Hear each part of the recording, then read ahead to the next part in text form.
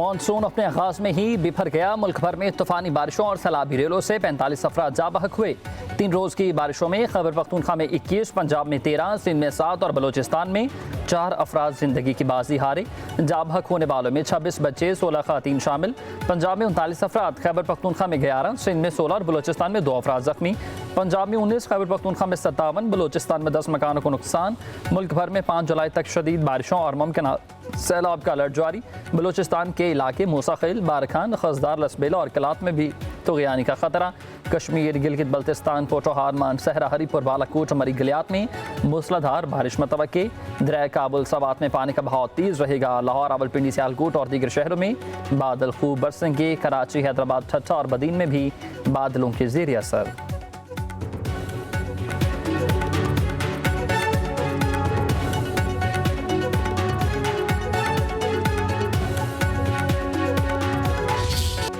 लाहौर पर काली घटाओं का राज है। तूफानी हवाओं के साथ मूसलाधार बारिश। बागों के शहर में मौसम खुशगवार। तेज़ हवाओं से कैनाल रोड पर कई मकामात पर दरख्तों की शाखें टूट गईं। ट्रैफिक का निज़ाम दरहम बरहम। लेस्को के 178 फीडर स्ट्रिप कर गए। फैसलाबाद, कसूर, फिरोजवाला, मुरीद के कामों की समेत पंजाब के मुख्तलिफ हिस्सों में भी बादल खूब बरसे। जल थलीक। पंजाब और खैबर पख्तूनख्वा में 24 घंटों में ही मूसलाधार बारिशों की पेशगोई। सवात में मूसलाधार बारिश वक्फे से जारी। दरियाओं के बहाव में इजाफा। कराची में 24 घंटों में हल्की बारिश का इम्कान। महकमा मौसमियात के मुताबिक मगरबी हवाओं के ज़रिए असर कराची में बारिश का सिलसिला जारी रहेगा।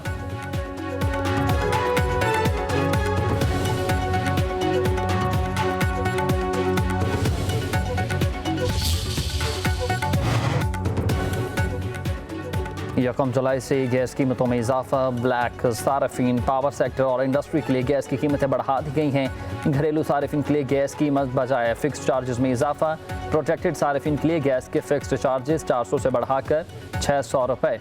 नॉन प्रोटेक्टेड सार्फिन के लिए फिक्स्ड चार्जेस 1000 से बढ़ाकर 1500 रुपये तक कर दिए गए।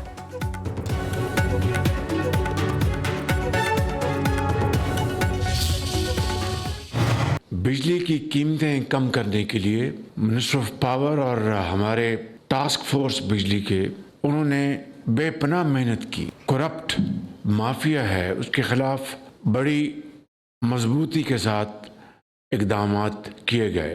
Pakistani IPPs, mainly Pakistani investors, उनके साथ बैठकर बड़ी हार्ड नेगोशिएशंस की। पाकिस्तान भर में PTV की जो फ़ी है उसको मैं आज ख़त्म करने का ऐलान कर रहा हूँ। वज़ीर-ए-आज़म का बिजली के बिलों में सरकारी TV की फीस खत्म करने का ऐलान। इस्लामाबाद में पावर स्मार्ट मोबाइल ऐप अपना मीटर अपनी रीडिंग की इफ्तिताही तकरीब से खिताब करते हुए कहा कि मोबाइल ऐप का मकसद मीटर रीडिंग के निज़ाम में शफाफियत लाना है और ओवर बिलिंग का खात्मा करना है। अपना मीटर अपनी रीडिंग का असल फ़ायदा आम सारिफ को है। मुल्क में बिजली ज़्यादा और खपत कम होना चैलेंज है। पाकिस्तान में शमसी तवानाई का इस्तेमाल बहुत तेज़ी से बढ़ रहा है। मुल्क में सोलराइजेशन की हौसला शक्नी नहीं करूँगा। सालाना 500 अरब रुपये की बिजली चोरी बहुत बड़ा चैलेंज है। वज़ारत तवानाई में बेपनाह सलाहियत हुई लेकिन अभी मज़ीद काम करने हैं।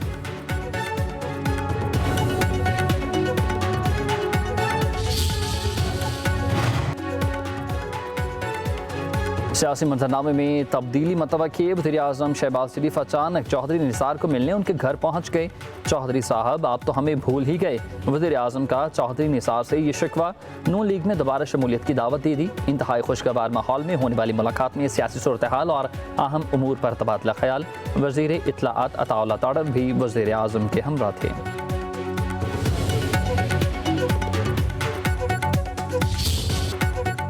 दरिया सवात में डूबने वाले अफराद की तलाश के लिए ऑपरेशन जारी है। सैलाबी रेल में बह जाने वाले एक और शख्स की लाश निकाल ली गई। मर्दान के रिहायशी दानियाल की लाश 4 सदक मकाम से बरामद हुई। दरिया सवात से 12 अफराद की लाशें निकाली जा चुकी हैं।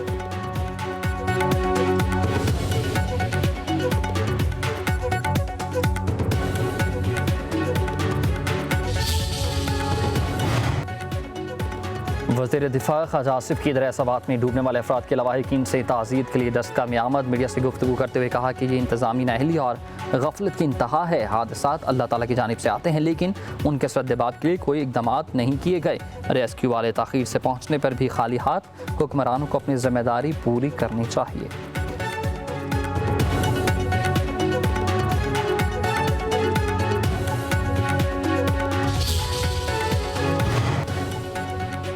मौलाना फजलुर रहमान का कहना है कि साबिक हुकूमत चलने दी इस हुकूमत को चलने देंगे। फाटा के खैबर पख्तूनख्वा में इंजमाम से काबिल नाराज़ हैं। ये फैसला एक तरफा और गलत था, आप भी पछता रहे हैं कि फैसला गलत हुआ। सरबराह GUI का बिटग्राम में तकरीब से खिताब कहा कि 2018 और 2024 के इलेक्शन धांधली ज़्यादा हैं, उन्हें तस्लीम नहीं करते। धांधली की हुकूमतों पर गिला ना किया जाए। मान लो तुम्हारे अंदर सियासी बसीरत नहीं, मुल्क अमरीका की रजामंदी से चलाते हो तो फिर जमहूरियत की बात क्यों करते हो। खैबर पख्तूनख्वा में जो सवात का वाकया हुआ है, वो अंदोनाक वाकया जिसमें 1.5 घंटे तक लोग वहां मौजूद रहे और 13वां साल है, 12वां साल है PTI की हुकूमत का लगातार, और उनके पास इसका कोई इंतजाम नहीं था कि वो उन लोगों को लिफ्ट कर सकें या उनके पास कोई कश्ती भेज सकें और लोगों को जो है रेस्क्यू कर सकें। सिंध में देखे तो सही का बेड़ा गर्क करके रखा हुआ है इस पीपल्स पार्टी ने। मखसूस नशिस्तें PTI का हक है, देखना तो यह है कि असूली सियासत करने वाले सीटें वसूल करेंगे या नहीं। अमीर जमात इस्लामी हाफिज मईमुर रहमान ने कहा कि सियासी जमातें वसीयतों और नसीहतों पर चल रही हैं। खैबर पख्तूनख्वा में PTI 12 साल से हुकूमत करने के बावजूद दरियाओं से रेस्क्यू का कोई निज़ाम अभी तक न बना सकी। पीपल्स पार्टी ने सिंध का बेड़ा ही गर्क कर दिया। सिंध करप्शन में खुद कफील है।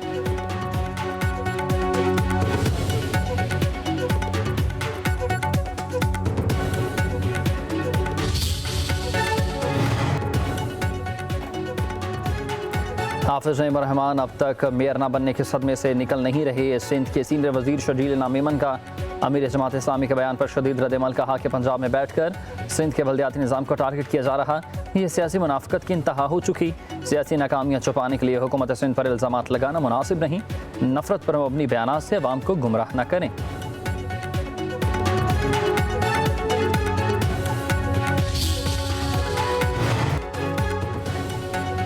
वफाकी वज़ीर एहसन इकबाल का कहना है कि PTI वाले अपने अज़ाइम में बेनकाब हो चुके हैं। उनका सोशल मीडिया रियासत और अफवाज पाकिस्तान के खिलाफ जहर खोल रहा है।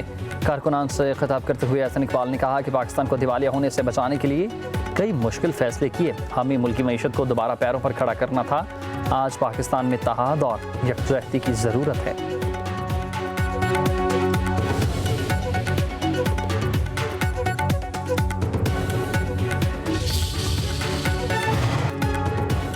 सदर मुमलिकत ने इस्लामाबाद हाई कोर्ट के जजेस की सीनियरिटी तय कर दी है। अदालत आलिया में जस्टिस सरफराज डोगर पहले और जस्टिस मोहसिन अख्तर क़यानी दूसरे सीनियर तरीन जज करार। वजारत कानून और इंसाफ ने नोटिफिकेशन जारी कर दिया।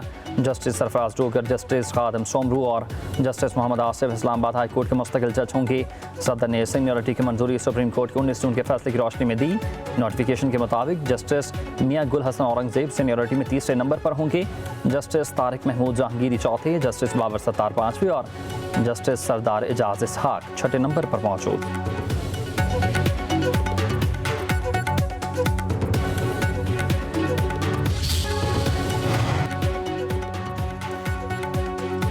अमरीकी सदर डोनाल्ड ट्रंप का कहना है कि ईरान के साथ जंग के बाद मज़ीद ममालिक अब्राहम मुआहदे में शामिल होना चाहते हैं। ईरान पर हमलों की खुफिया मालूमात अफशा करने वालों के खिलाफ कार्रवाई होनी चाहिए। ईरान एटमी हथियार बनाने से चंद हफ्ते दूर था। ईरान ने यूरेनियम कहीं और मुंतकिल नहीं किया क्योंकि उन्हें यकीन नहीं था कि हम हमला करेंगे। हमारे हर मिसाइल ने ईरान में अहदाफ को कामयाबी से निशाना बनाया। ट्रंप ने यह कहा कि ईरान के तीनों जौहरी मकामात को तबाह कर दिया। ईरान पर बमबारी करने वाले पायलट्स का व्हाइट हाउस में इस्तकबाल करूंगा।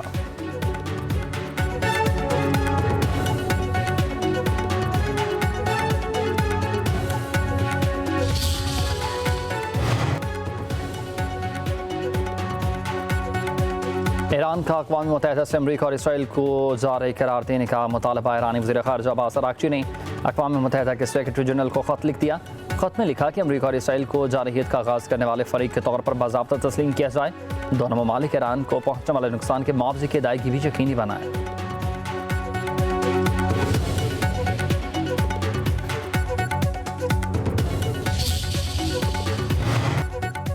बैनुल-अक़वामी एटमी तवानाई एजेंसी के डायरेक्टर जनरल राफेल ग्रोसी का कहना है कि ईरान की जौहरी तनसीबात मुकम्मल तबाह नहीं हुई हैं। तेहरान चंद माह में दोबारा यूरेनियम अफजोदा करने की सलाहियत रखता है। सरबराह AIE का बयान व्हाइट हाउस के इस दावे की नफ़ी करता है कि अमरीकी हमलों ने ईरान के जौहरी प्रोग्राम को बरसों पीछे धकेल दिया है। ईरानी पार्लियामेंट ने जौहरी तवानाई के निगरानी इदारे के साथ ताउन मुअत्तल करने का कानून मंजूर कर लिया।